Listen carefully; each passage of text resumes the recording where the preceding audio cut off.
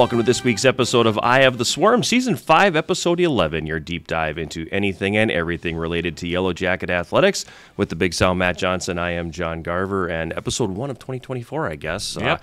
As we have flipped the calendar, so how was the break, the holiday break? Busy. Yeah? I don't get any time off, I don't think, anymore. But, yeah, it was good. I mean, my mom and I went down to the city, spent some time with the family. COVID ran amok on one side of the family. That's no good. Yeah, we had, for Christmas Eve, we were supposed to have the whole clan. We had about half of it. Okay. But it was still good. We left town, came back to Duluth for New Year's because I had to work all of New Year's. So we're going to be celebrating our New Year's thing this coming week. Okay. We're going to have a dinner on Saturday night at the Silver Creek Chop House up on Superior Shores, up at Superior Shores, a resort in Two Harbors. But other than that, it was pretty straightforward. I mean, gifts were exchanged, smiles were had, drinks and nourishment were taken in. It was very typical, I'd say. Right. You? But strange because it was the first one not at the house you grew up in. Yeah. My mother, who moved out of the house that I had grown up in, 37 years, she lived there. So my sister hosted. Okay. And so she actually did a pretty good job. I mean, the food was really, really good. My sister has a background in culinary arts, so she knows what she's doing when it comes to getting food together. And, everybody chipped in a little bit, brought something along to share with the rest of us. And so it was good. It wasn't quite a potluck, but kind of, can you bring this? Can you bring that? Mm-hmm. And a very good time was had by all, I think. Good. And New Year's, like I said, it's New Year's is not a big holiday in my family. Right. It's just very straightforward. So. Me either. Just another day. Yeah, it's just another day. It's just another turning of the calendar for us. So, yeah. I mean, it was pretty straightforward. Good. You? It was quick. Christmas Eve here, Christmas Day at my sister's place. 2 days later, games are happening. So, Yeah. it was a quick turnaround. There really wasn't much of a break, but it was good. It was fun. Yeah. The The weather was crazy. weather was crazy. It was foggy and raining in the cities. Yep. So Yes, I've never had a Christmas where it was foggy and I've raining. never driven in rain on Christmas Day before, but I did this year. Yeah, it's wacky. Yeah. We should make a note, though, that it certainly has turned to winter now. It is winter now, and I'm happy about it. Yeah, I was happy to see a little bit of snowfall, and we're supposed to get a bunch more. Mm-hmm. I think today and going into tomorrow, and then it's supposed to the bottom's supposed to drop out, and then we're getting into the 30-degree below zero average. We made it to mid-January. Actual feel, they call it. I'll take it. Yeah, I'll take it. I'll take it too. But inclement weather did step in on our schedule this week. It did. So let's. Why not? Let's dive into her. Well, I mean, everybody except for track and field, we're in action. Mm-hmm.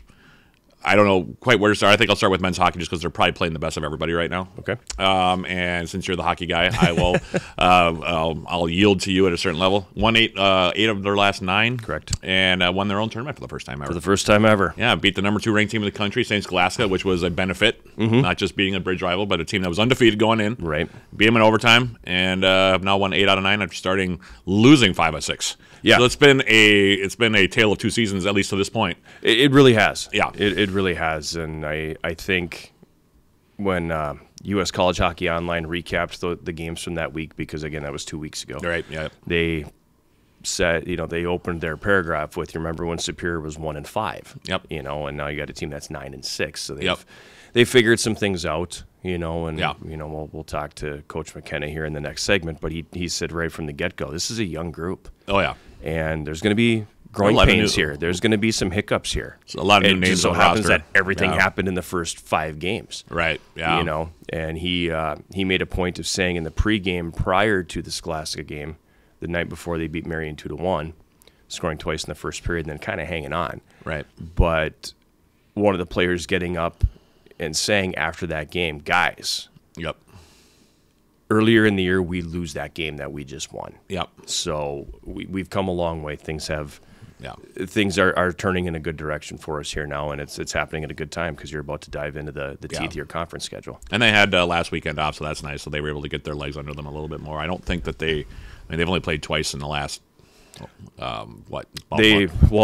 you go 3 back, weeks. If you go back to they beat Stevens Point on December 3rd. They've played 3 times since then. Yeah, 3 games. So 3 games in over a month. basically 5 weeks. Yeah. So for the most part, health should be good. Yeah. Guys should feel rested, and Yeah, it should be ready to go. should be ready to go. Yeah, because this it's going to be a grind. here. It's going to we be we know it's a grind every year. Yep.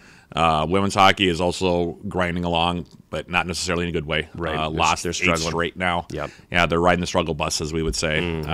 Things just aren't really clicking for them right now. I mean, got swept by Marion this past weekend at home. Yep. One of them was a shutout, and then losing to Augsburg 3-1 their last outing. Not a terrible result, but Yeah, I watched most of it, and I feel like they were the better team. Okay. To be honest with you, it was Yeah. Augsburg's first game back, and there was definitely some rust there. Yeah. But I thought they were the better team last night. yeah. I really did. Right now things are just not going their way. Yeah. So they're having a tough. They got to get a win somewhere in here, and just for morale's sake, Right. and just get something to go right for them, just to keep things together. Well, and they're at the point now. I mean, that was their last non-conference game last Right, night. As yeah. we record this on Wednesday, that Augsburg game was their last one. Yeah. So now it's all conference play from here on out. Right, yeah. Both basketball teams have won 2 of their 3 games since the break. Both teams split at their respective tournaments, holiday tournaments, and then both teams beat Northland last Saturday. So the women's game was kind of a washout. Northland was in a really tough spot. Yeah, they've got some problems. Yeah, brought 5 players, and by the end, their point guard basically had nothing left in the tank, and Yep.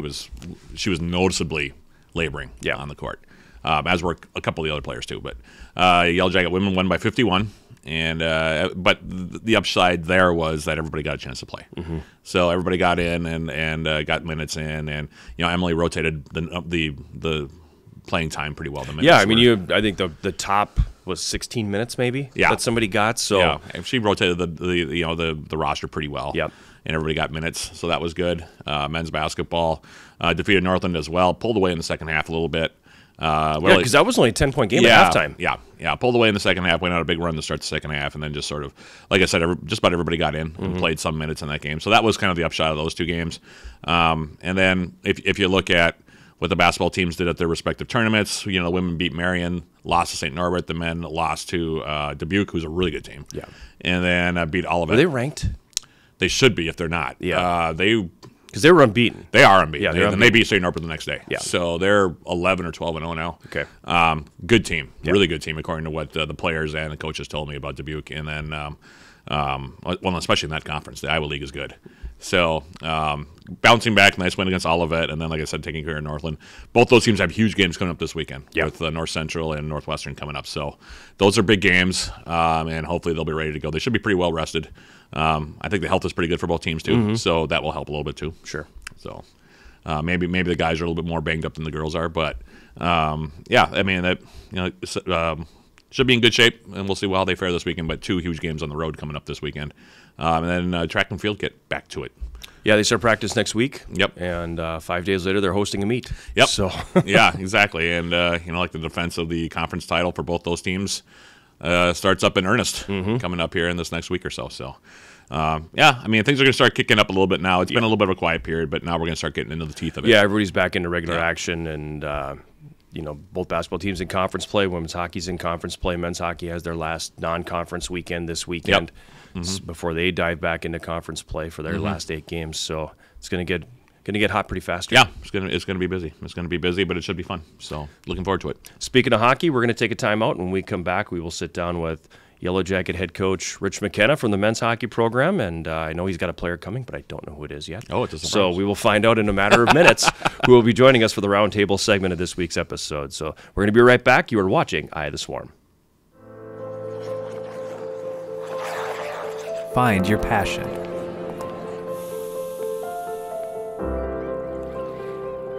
Find your people.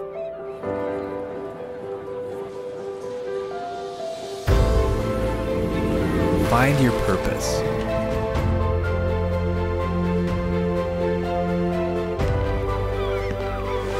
Find your superior. We're back for the roundtable segment of this week's Eye of the Swarm, and we're heading back to the rink and talking a little hockey. Coach McKenna, Liam Whitehouse from the Yellowjacket men's hockey team. Guys, thanks for coming on. Thanks for having us. Thanks for having us. So, where to start? Your interview.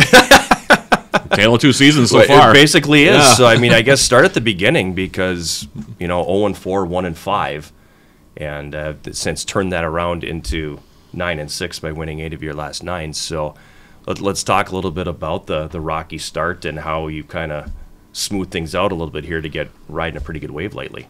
Well, if you look at the losses that we had in the beginning of the year, I think at the end of the day, we played well enough to probably not be 0-4. We just, didn't capitalize on some chances. We're a young team, 13 new guys.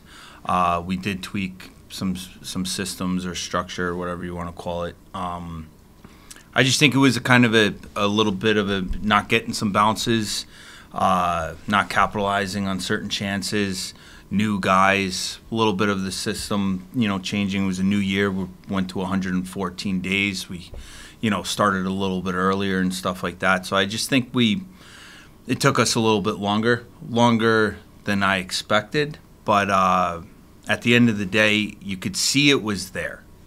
So, we had to, strip it down a little bit. Maybe we went a little bit fast. Whitey can go on it a little bit more. But I just think it was a part that it was something that we had to go through to get to where we are right now, which is, I like where we're at. Like, it's fun to win. But, it was new. I mean, personally for me, it was really new. Minus my first year or two, we usually hit our adversity in the second half. So it was a little bit different in managing that because we had so many new guys. I didn't really know they didn't have this body of work where I could be like, okay, let's piece this together. This guy can work with this guy. It was more everything happened at once. So I think that prolonged it a little bit. And then, but I think we've been better for it. You're one of those guys, you're a returner, but you came at the break and didn't have that body of work or anything so you didn't know what his body of work was. You really didn't have a full season with him, so I think probably consider yourself a new guy with all those new guys. Or lucky. He didn't have that too. Season with me. with all the new guys, though, how'd you blend all that together? It's pretty easy when you got the room that we have out there. Guys want to show up, guys want to get to work, and guys want to achieve what our team goal is. And we want the WIAC we want the WIAC championship. We want the national championship, and everybody in the room has the same mindset.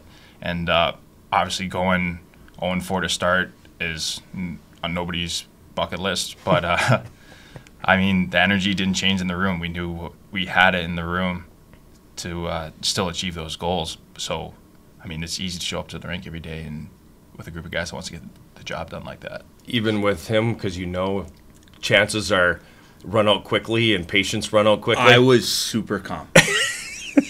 Super calm. I think we were in game 3 and you're like, I'm done. I'm done. I vent, yes. I vent to you, Garves. I vent to the staff. But what Whitey hit on, I think, was really important. Like, the energy was there. The guys were listening. The guys, believed in kind of the path that we set forth to be like, all right, like we got to dig out of this thing. And I think that was really big factor to how we kind of ended it, because we didn't know how it was going to go because we lost after our first win. And, so like it's like, oh, here we go again, right? But after that fifth loss, did we get a little bit better? Did we get the monkey off our back in terms of getting that first win? So but the energy never changed. And I don't think the guys' drive for, being successful changed. And I think, if anything, they doubled down on it. And, and then we went on a little bit of a heater, and it was good. And so it's, it was big. It was fun to come to the rink still, even when we were 1-5, getting into, Game 7 and, ultimately starting to chip away. And then I think that energy started to turn into deeper belief, because then we went, we were 1-5, then we went 2-5, right, 3-5, You won And 4 in a row. We won 4 in a We row. got back to 5 and 5. We got back to 5 and 5, lost. then went 5 and 6, and then 4 in a row. Again. then we went 4 in a row again. So I think that kind of that fueled the belief a little bit amongst the room. Because those guys, the new guys and all that stuff, they're trying to, they're looking at us and being like, all right, how do we get out of this too? And I think there was a little bit of a blend of the team taking ownership, and also then doing what was kind of told in a way, and if they didn't take ownership, I don't know if we'd be where we currently are right now. You both have used. This is a dumb question because you know the answer, but I'm going to ask it anyway. You both have talked about the room and the culture in the room and the attitude in the room. Obviously, that's very important. How important when you are navigating an 0-4 and a 1-5? I mean, just having that confidence that we're gonna crawl out of this. It was. I mean, 1-4.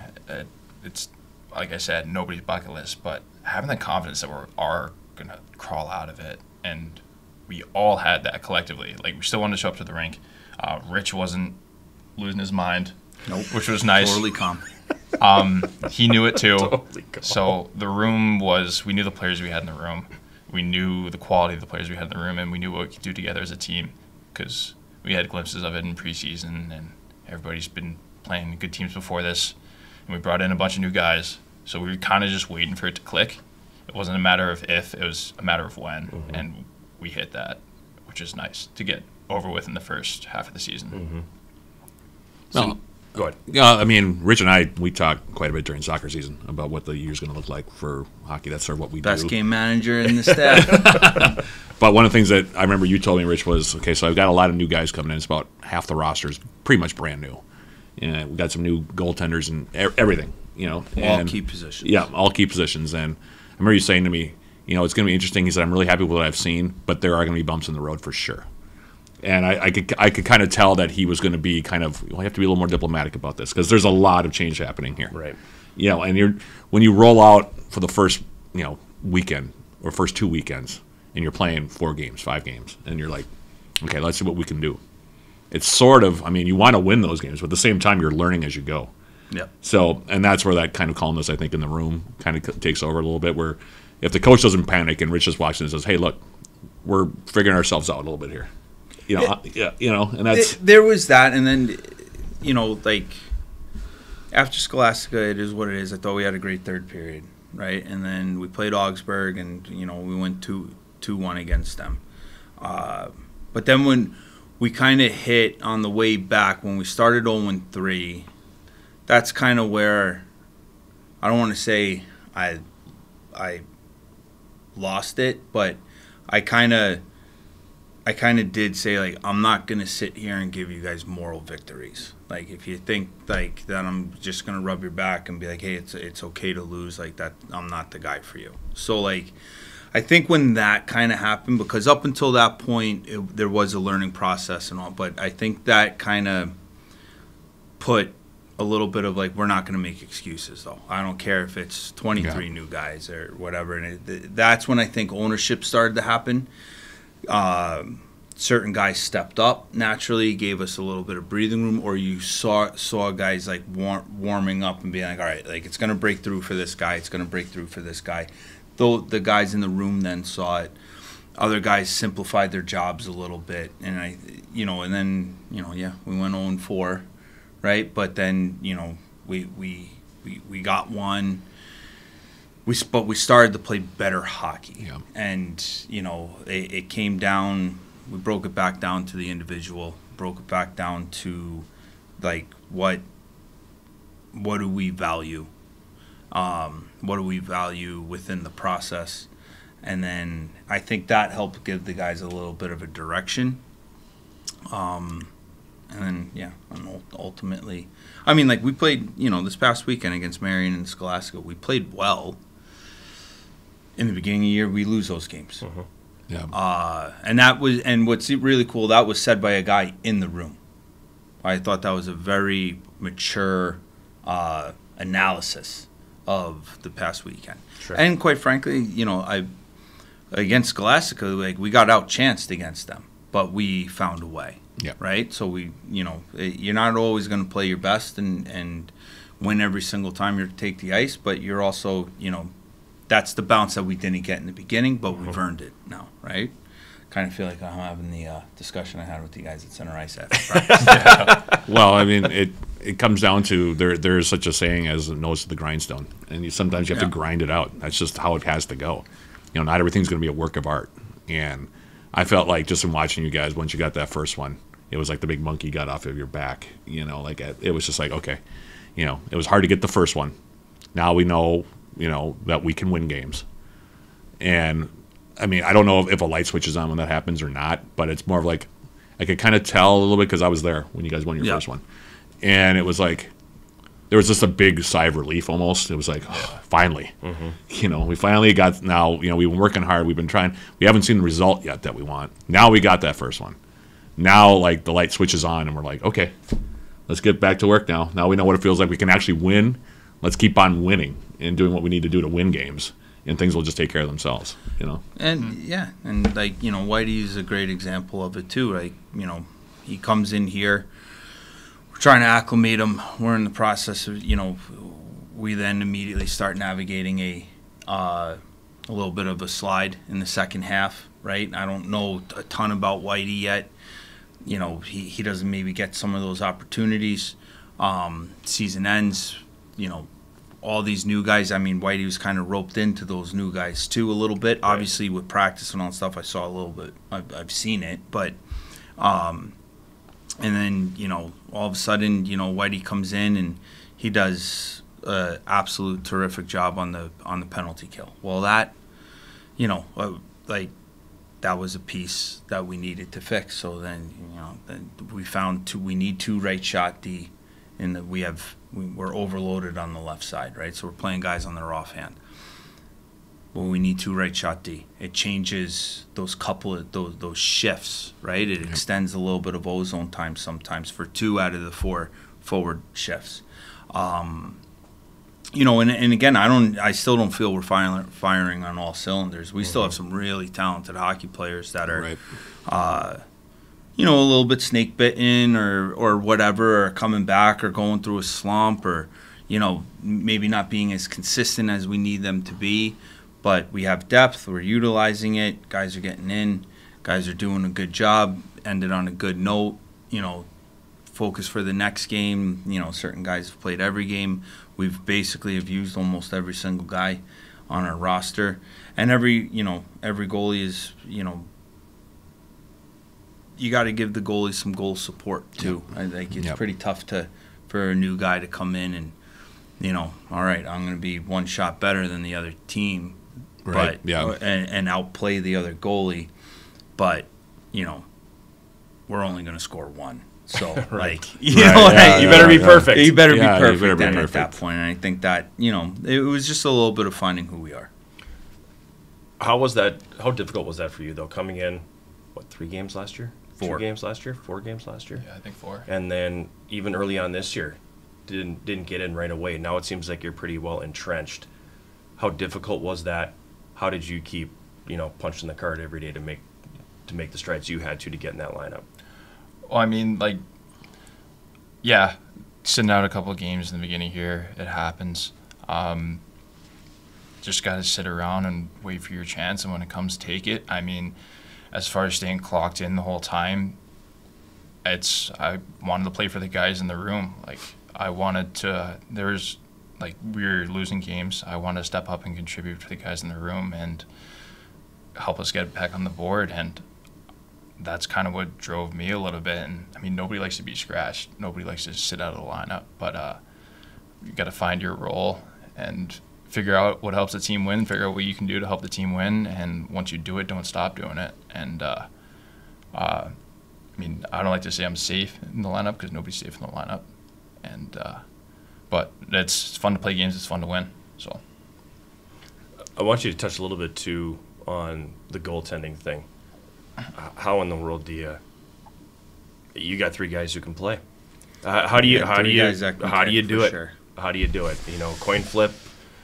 It's easy to say whoever's winning is going, but everybody's winning right now. How do you maintain that? Well, And keep those guys happy, because they obviously all want to play too. the one thing that's been pretty cool is those three guys have come in together. They've kind of all formed a bond. Like if you see after the game, like they're happy for the other guy. So I think that first and foremost is huge. You know, 3 goalie rotation, is it exactly what I want? No, but did I think it was going to happen? No. But it did. So you just manage it and you just deal with it. And, you know, it's like what you said with Whitey just now. Like, you know, Whitey was very gracious. But, like, Whitey, you know, we have a culture in our room. Like, you know, our freshmen are 21. They're men. You know, I don't want kids in the program. Like, I want men. So, like, we could have hard conversations.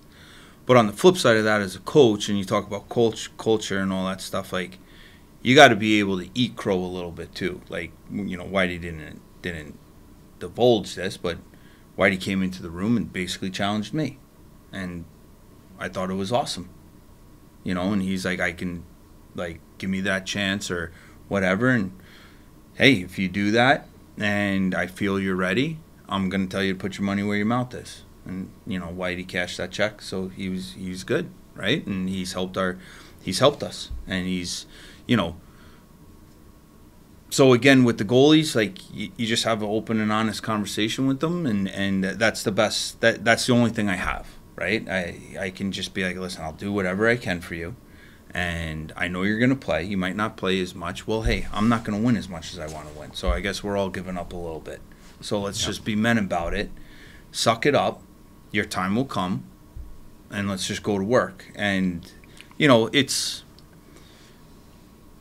nice to have that in our room, like guys that could kind of take the hard talks and not cut it up and, you know, skew it in their own minds. Like, it's a little bit different. The other thing too is, you know, as like in terms of recruiting, like, you know, I love Whitey, but I didn't bring Whitey in to be a power play guy. Like, I brought Whitey to come in and, you It's know, the first time you heard that. But you know, we recruit roles too. Right. So when guys, like, they kind of know what their role is. Now, can you expand your role? Absolutely. Right. But I want to know, like, at the end of the day, if you're not scoring or if you're not, you're going to play like this. That allows us to make a lineup that can be competitive. And, you know, everyone kind of started to fall into that a little bit. And, you know, some of the guys that maybe are offensive, we know they're offensive, you know, that haven't been offensive. Well, then it points you in a direction like, okay, we got to work on this. You know, guys that are brought in to be defensive-minded players. Well, if they're getting scored on, well, then we can work on this. So, but again, you know, you talk about culture and all that stuff too. But, you know, at the end of the day, I'll be the first to admit I'm not the smartest guy in the room. I don't have all the answers. I don't, like, you know, I can't. Sometimes, you know, you gotta, you know, if you gotta come into the office and close the door and we gotta have it out, let's have it out. And if that makes you feel better, great.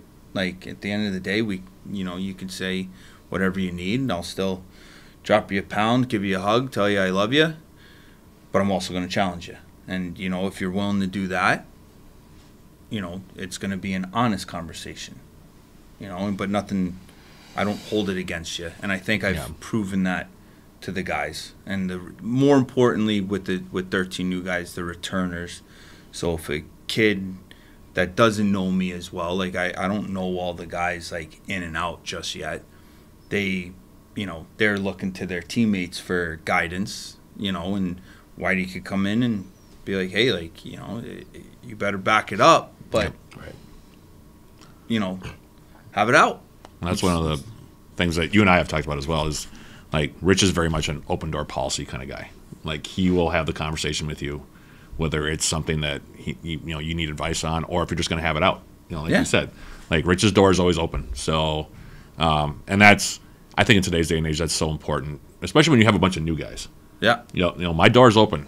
You know, because we're new. There's a lot of guys I know in this room, but there's a lot of guys I don't know in this room. And come talk to me. If you got something you got to say, come and say it to me. Yeah. Like. And there'll be times too where I'll be like, "We're not talking about that.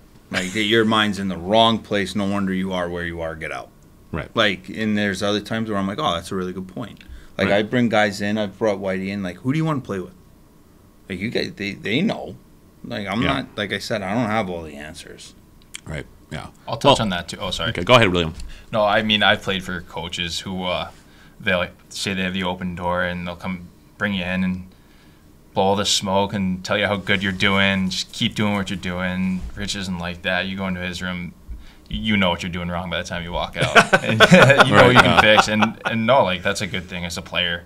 I'd rather that than, like, the fake car salesman sort of deal. Just trying to keep the boys happy. But, no, if you're not doing your job, if you're not doing what your job should be, he'll tell you. And helps you define it, and that helps the players out. So, And sometimes too, it's like, hey, guys that are also in your role are just playing better than you. Like Sometimes you're there doing is not a everything. reason. Sometimes there is Yeah. no reason, and I'll just be like, hey, like I ain't got nothing to say. Like, If I had another it is spot what it on is. the ice I could put you on, I would, but Right. I don't. Like, And I would say the biggest thing is because Division III plays 25 games. Right. If we played 30 games, half of this stuff wouldn't even be an issue. Those 5 more games, you could get guys more. Two more time. You get guys some more time. You can round it out a little bit. They see it. They see the games ticking away and stuff like that. Yeah. So so I think if you're not open and honest with them, you lose them. Yeah. At least if we lose a guy at the end of the day, I can look at it and be like, I tried. Yeah. I think that's a really good segue. I'm not looking past this coming weekend, but I want to skip over it because after that, it's all conference play from here on out. You've had a chance to see everybody in the conference so far. I think it's probably as wide open as the WIAC has ever been. He'll come down to the final weekend once again, just like any other year. But, I wouldn't say there's a team, and again, we talk about that belief. I don't think there's a team that these guys are like, we have to play perfect to beat. Yeah. I think we have to play our game, and we know what to do. And the game plans and the process or the preparation, that's the word I'm looking for. I don't think really changes from this weekend to next weekend. We know what it is. We do our little bit of pre-scout, but at the end of the day, we focus on us.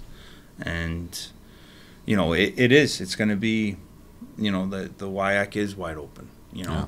Margins are going to be slim. That's Mm-hmm. and usually it usually is. Yeah. It yeah. usually is. The margins are pretty slim. What makes it such a tough conference? I don't know. You can correct me. I just think there's a lot of hate in our conference. Like, we all hate each other. Well, I mean, but Like, I don't like. There's beyond the dislike for each other. there's no tummy sticks in our conference. Like, we get after it. Like, Right, we yeah. we get after it. it's true. We're playing River Falls. Hate those guys. Stout. Hate those guys. Eau Claire. Hate those guys. Point. Right. Hate those guys. But I don't know. I mean, Is it a mutual hatred, or is that just something in your room? I would imagine it's got to be somewhat I think it's mutual. pretty mutual. Absolutely. Yeah. Well, and they're all teammates. We all recruit from the same pot. So, like, it's bragging rights. Well, and that adds a little bit more personal stuff to it too, because it's not just now. I mean, guys remember each other from juniors. They might have played together growing up. Starting with mites all the way up. Who the heck knows? I mean, it could be any and all of those things happening all at the same time. Mm-hmm. And the programs have got history with each other, obviously. And that adds a lot of spice to it. But I mean, like I said, it's not like the guys on the teams are unfamiliar with one another. So when you have that kind of personal knowledge of, I played with this guy, I played against that guy, I've known that guy for 20 years, it does make it more personal. And Absolutely. Yeah. and playing back to backs, like we got back to playing. Like when I first got here, you would play River and then you would play Eau Claire. Right. Yeah. That third game, that second game on the weekend, like that's hockey. Like it's fun. Like Yeah. Well, that's how it was when I played, Yeah. and that's one of the things that everybody loved about the 90s era hockey is it developed that hate. Yeah. And that second game was usually Pretty a heated. grudge match. Oh, yeah. Yeah, pretty You know, heated. and that's one of the things that people really liked about it in that era is that was a tough game on Saturday. Yeah. Yeah. You know, you won that, you won it. Yeah, and you were beat up and tired Yeah, afterward. you almost look at it as six period game, not a Right. Right. 3-period game. Right. It's like, all right, like we're going to battle here. Yeah. Right? Like I don't know. I enjoy it. I get ramped Right. up for it. Oh, I enjoy it too. Makes Well, I mean- broadcasting easier. Right. Well, and you know, Same you team get ready connects in a row. for it, and like the personal connections also go into that as well. I mean, whatever happened the night before, going into the second night, you know, that's been a thing at the Division I level for a long time because they play 2-game sets. You know, and now we're seeing it more coming up. I think more often, and the MIAC does, I think, a home and home.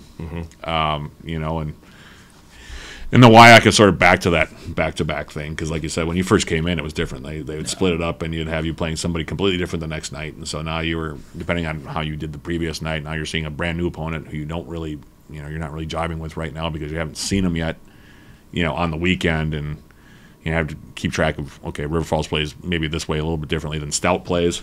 So now, you know, so now we got to make an adjustment in our head, and now it just comes right down to grudge match. You know, if you're playing right. Eau Claire twice or Stout twice or Point or even Northland twice, it's, you know, okay, now, Yeah, buckle up. yeah, you got to buckle up up. and grind it out, you know, because it's not going to be necessarily pretty, Right. and it could get pretty personal, but you got to just be mentally ready for that because that's how it's going to be.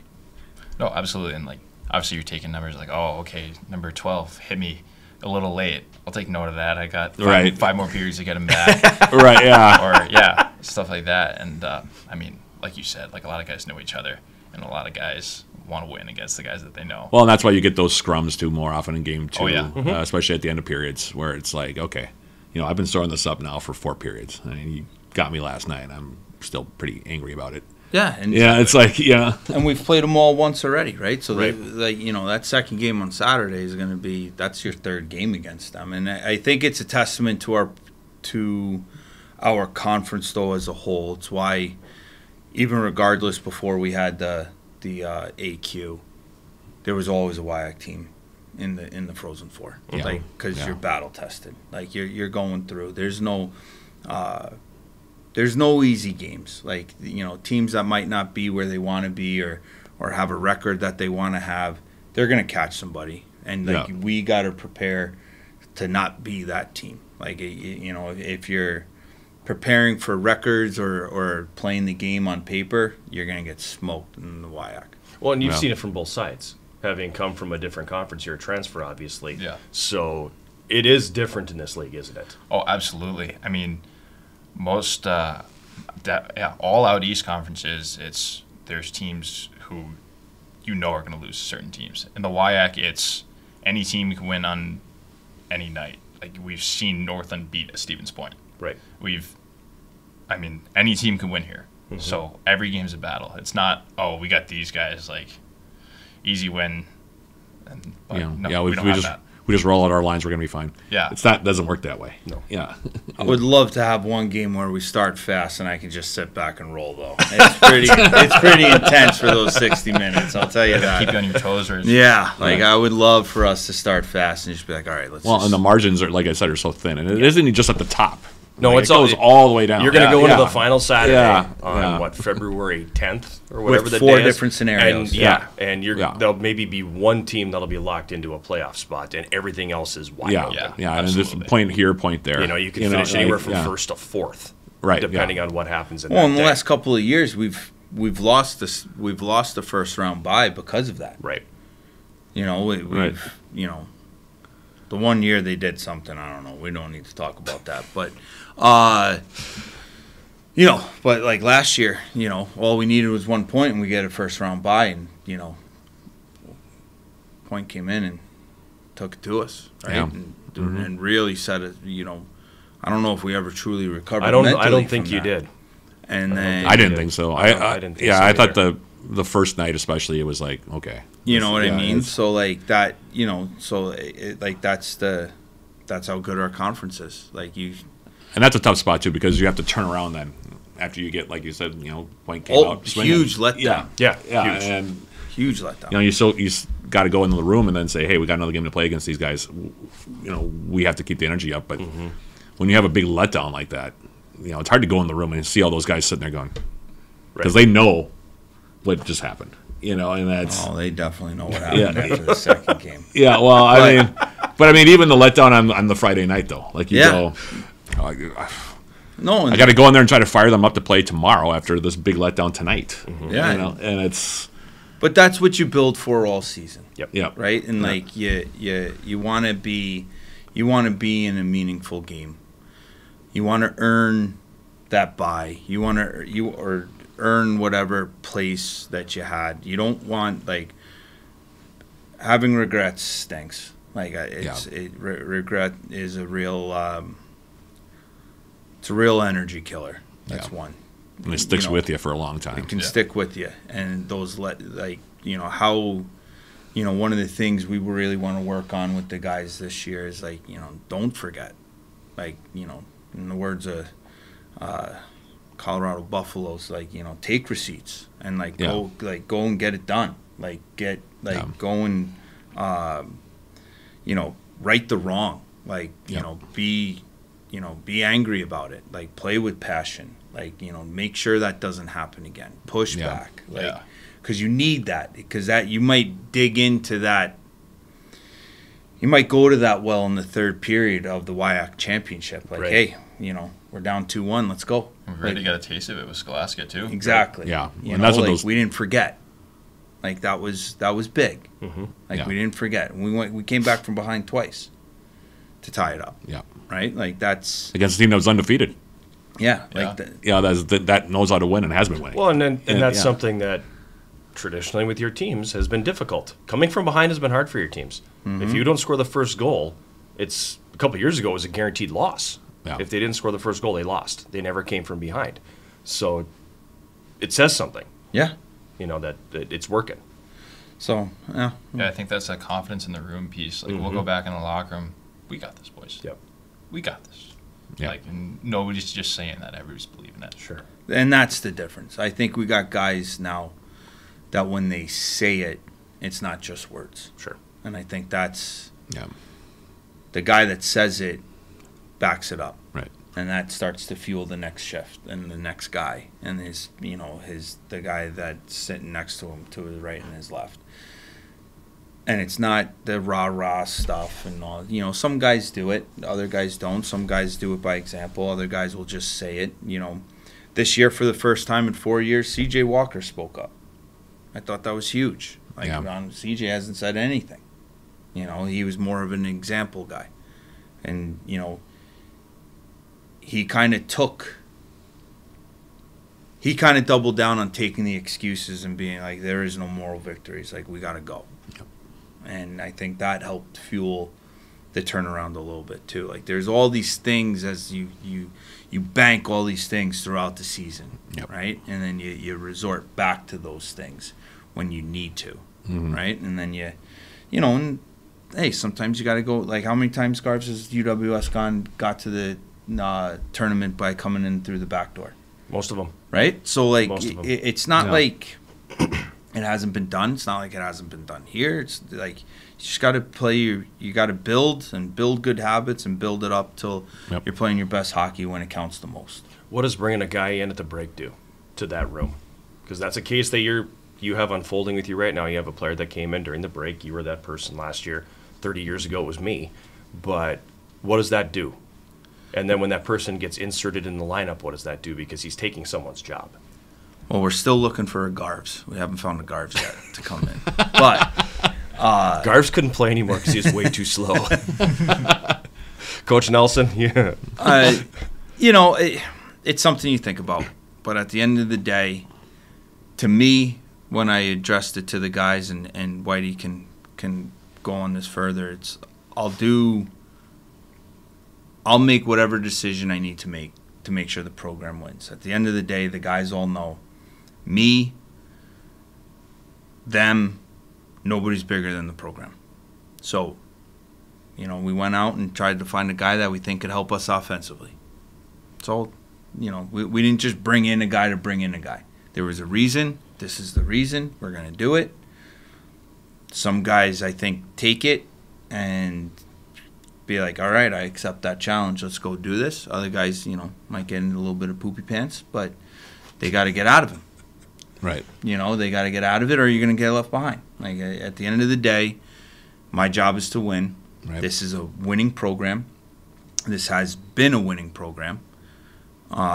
This was a program that if you didn't go Division I, you were begging to come here. Right. We wanted to do that. And, again, like we've put a lot of guys into pro hockey.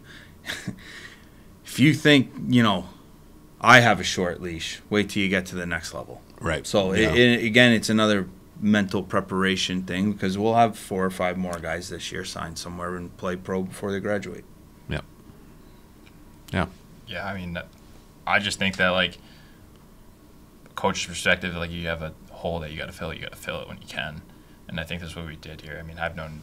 So you've got familiarity with the players, so... Yeah, I've known Carson since junior. So he talk was my about captain my age out year. And, We're the Superior Bruins. yeah. I didn't realize that. It's a feeder program for here. We'll get into that another time. But, yeah, he was my captain in junior. Knew the guy could make offensive plays like it's nobody's business, and knew he was a good guy for the room. That we've already seen. Guys have already acclimated to him very well. He's part of the team within a week, like socially. But I mean, yeah, I got a little bit last year when I came in at the break. Obviously, it's like, what the frick? Like, why are we, like, what? Yeah. We're not good enough? Mm-hmm. So there's going to be a little bit of that. But at the end of the day, I think we're a team, and I think guys understand that this missing piece makes the team stronger.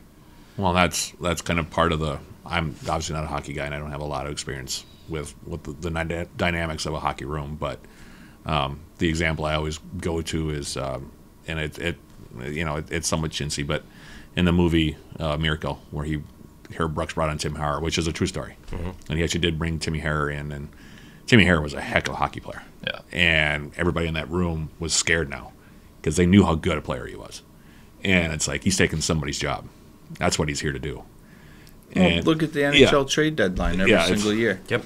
Yeah. Teams that are in really good playoff positions grabbing guys. Yeah. Get a little bit deeper. And it's like, you just went through 60-something games and got to that position, and you're the guy that gets traded. Like that. Yeah. That sucks. But that's the nature of the beast, right? Like we're trying to get better. You're not satisfied until you're the only one team does it right. Right. And it has that chance though, and this is something with Liam, because he was that guy last year. Now he's welcoming in a former teammate from juniors that's coming in to play. And there's ownership. Yeah. That Whitey, Carson, like you have to come in and prove it. Yeah. Why are you here? Like, like that's their part of the deal, right? Mm-hmm. Right. Like you got to show why. Yep. And Rich touched on it earlier. I mean, our youngest guy in the team's 21 years old. Like we're grown-ups. Yeah. I mean, we've been getting traded around since we were 18. Like we're all used to it. Nobody's really too chapped about it. Right. So, I mean, we've seen it before. We understand that hockey's a business. We understand that winning is the world. And if we can get a guy in that can help us, that guy can help us. Yeah. Yeah. Big boys. Yep. Final thoughts? No, I just hope you guys keep it rolling. So do they. Yeah. Well, but this is, winning 8 out of 9, this is one of the better streaks I've seen from a UWS men's team for a while. Last year started out fast, and then, things got a little bit hairy at the end. This year started slow, and now are picking up big time, pace and momentum in the middle. And now, we're in that middle point. Now we're just going to start getting into that second half, like you said, after this last non-conference weekend, and then going to the conference. I'm just hoping that they keep it rolling, and that things can be as smooth as possible. There are always going to be bumps in the road, but Rich and I talk about this kind of stuff too when we get a chance. And 25 game season isn't real long, but it's long enough that there's going to be adversity and bumps in the road. For sure. Yeah. And I think going through adversity too. Like I remember this time last year, like you get into those dog days, right? Like here we are in January. There's no school. There's no one really on campus, and we don't have an away game. Like we don't even leave Superior, Right. basically, for the entire break. I don't feel that with this team. I don't feel we're like, oh, okay, let's go. You know, it's been a very weird winter, as we all know. Yes. It just started. Yeah. It just started. Just started. Yeah, Exactly. yeah. It's been a very weird winter, you know, but I don't feel that we're, you know, we're not complacent. You know, I do feel we have very coachable guys, and I would say I wouldn't say I've had that feeling for as long as I've had for this season in the 7 years past. It was, you know, and there are some different characteristics to this team that I've seen, and I'm just like focus on those points and keep going there to that well. You know, hopefully we'll be one of those teams there at the end. We you know, in the WIAC we've been pretty good. You know, now you gotta take care of business, right? Like you gotta, you know, we took care of business against Northland. You know, you're hoping Northland gets you know, any team can beat any team. Hoping Northland steals a couple of points from some teams. That's huge. Mm-hmm. You know, we owe Eau Claire. We owe River Falls. Like, I didn't think the River Falls loss was a good loss by any means. Like, we weren't there yet. Like, they caught us. They got a free 3 points, in my opinion. You know, and Eau Claire, well, we're not good in Eau Claire. Well, let's get, you know, we got them at home, right? Right. And Yep. Point, you know, we got them at home. We're okay in Point. Like, we play well there. We haven't maybe not gotten the results we've gotten, but we've played well there. Been good games down there. It's been good games down games there, right? Yeah. Like, so let's go do to them what they did to us, Right. right? Yep. And Yep. you know, and Stout, we're no longer, you know, we have them at home, so now we're not playing in the Arctic Circle, so we'll be able to, you know, hopefully take care of business there. No too. one is happier about cold. that than It's him. so cold. That rink is the worst. It's so cold there. Oh my gosh. Yeah, he's told me all about the community center for a long time. Mm-hmm. And he said whenever we can just get that road trip out of the way, Yep. I'm happy about it. I He's like it in the beginning of the year because it's warmer outside, so it's warmer in the building. But yeah, he's like, I don't know what it is about that place, but it's just like playing in an ice box. Mm-hmm. Oh, that's Yeah. one of those trips you're loading up the bus and you're like, oh. There's a lot of work to be done, but There I is. believe in the team, and I believe the guys have belief. It's a good way to end it. That'll do it for this week's episode. We want to thank head coach Rich McKenna, Liam Whitehouse from the men's hockey team for joining us. For them and the Big Sound Matt Johnson, I am John Garver. Thank you for watching this week's Eye of the Swarm.